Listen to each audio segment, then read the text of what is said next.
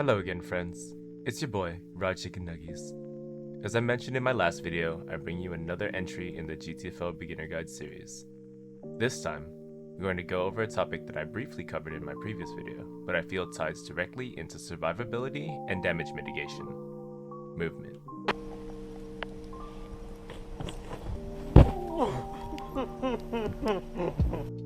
Once again, this video was made during Rundown 4. If any of this information changes in the future, I will make a note of it below in the description. Enjoy. Let's go into the basics first before we talk about some of the more advanced options. This might seem a bit obvious, but I would like to cover all the bases before getting deeper into it. If you want to get right into the finer details, skip to the timestamp indicated in the description. You can move forwards, backwards, strafe laterally left or right, or move diagonally. You can crouch with your control key and sprint with your shift key by default. You can also change both crouching and sprinting to be toggled in the gameplay menu, if you prefer that. There are essentially 3 movement speeds in the game, with a 4th hidden one that we will get into later. In ascending order of speed, the 3 default movement speeds are crouch walking, stand walking, and sprinting. As a trade-off, your detection rating for enemies has a directly inverse correlation. If you are crouch walking, you are incredibly stealthy, and enemies will not glow very often. If you are walking within about 8 meters, enemies glow frequently. Enemies are alerted instantly if you are within the same 8-meter radius while sprinting. There's a trade-off in utility between each type of movement, and each one has a situation in which it is best. As an aside before we continue, if you are carrying heavy objects such as a cell or a fog turbine, you are limited to walking or crouching and cannot sprint, although you can still jump.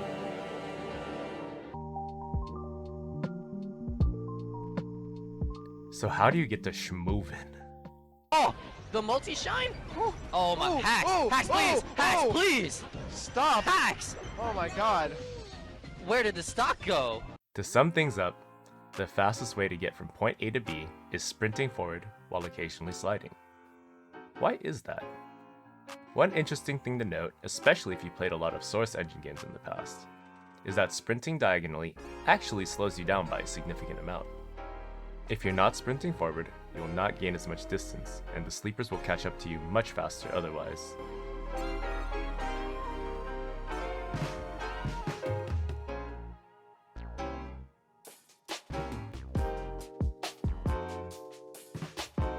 However, if you're trying to avoid damage completely, the best way to run is in a serpentine motion, so as to constantly cut in and out of the horizontal tongue hitbox. Jumping is another essential aspect of movement in GTFO that seems straightforward at first, but has quite a number of nuances to it. Some of the more obvious uses of jumping are to dodge enemies' attacks, traverse terrain,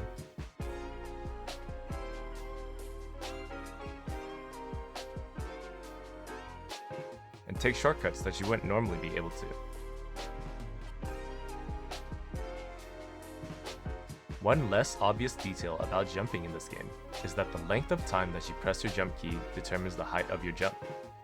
If you tap your jump key, you will get a short hop, versus when you hold the key, you will get a much higher jump.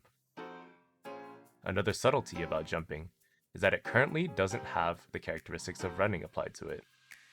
What this means is that you can continuously jump while running and not instantly aggravate enemies near you. This is what is commonly called bunny hopping, or bee-hopping for short. This essentially lets you move at sprint speed while the game considers you to be walking. In order to execute a bee-hop, you press your jump button at any time while you are sprinting. Then after you touch the floor, you jump once again. You can chain these in sequence to continuously jump around at sprint speed. Bee-hopping is very useful for quickly closing a gap while remaining stealthy, and is an essential tool to use when attempting fast stealth, which I will cover in a different video. Another thing to note is that you cannot perform any actions while in midair except for using resource kits such as med or ammo packs, or grabbing ladders.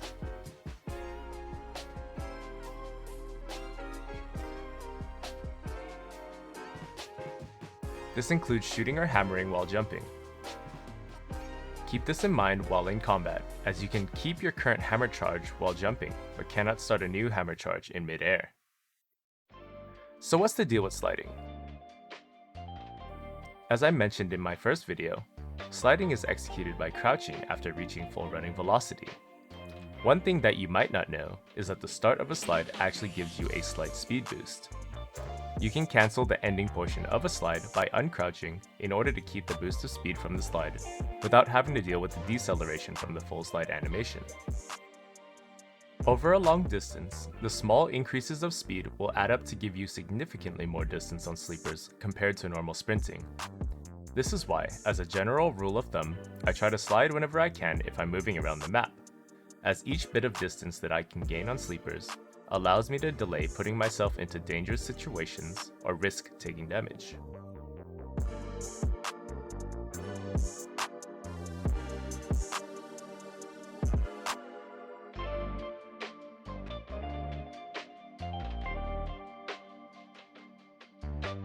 Something to be cautious about when sliding around the map is that if you enter a mid-air state at any point in time, no matter how minuscule, you will need to take a full in-game step before being considered at full running speed and are able to slide again. This is incredibly important when combining sliding with parkour or vertical maneuvers, as you will often be falling or jumping during these movements. Another huge benefit to sliding is that while you are in the animation, you are able to begin actions which you would normally be unable to do while sprinting or jumping. This includes shooting, reloading, and using tools. Normally, you can only move at walk speed while reloading your weapons. However, I will often reload while I'm kiting by sliding, beginning a reload, and then jumping to maintain some of my slide velocity. I find that this is a good way to minimize speed loss while partially circumventing the movement limitation of reloading. An interesting but lesser known tip is that you can sprint and maintain your current Cfoam launcher charge. You are unable to gain any charge until you stop sprinting. However, you are able to sequentially segment your charge by repeatedly sliding when you are running. This is helpful if you need to cover a large distance to re-Cfoam the door, but you don't have any charge. Sliding doesn't just give you speed, but it also makes you a harder target to hit.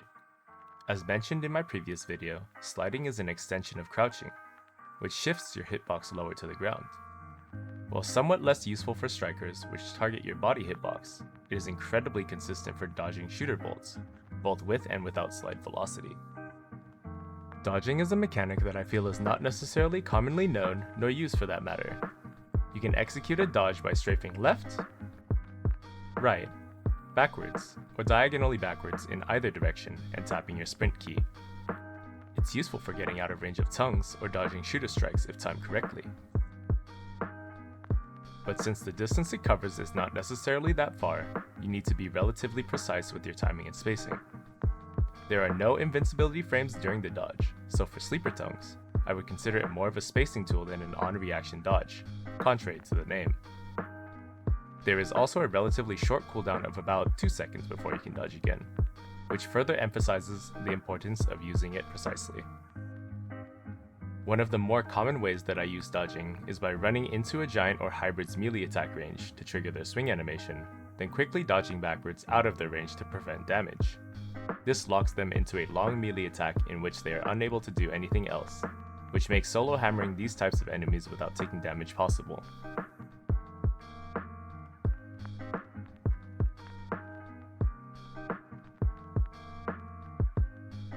One fun use case for the dodge is chaining a sprint jump into a backwards dodge jump to check behind you while maintaining sprint speed.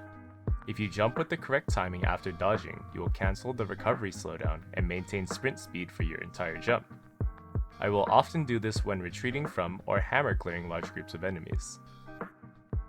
The last thing that I want to talk about regarding dodging combines the concepts of b-hopping with dodging.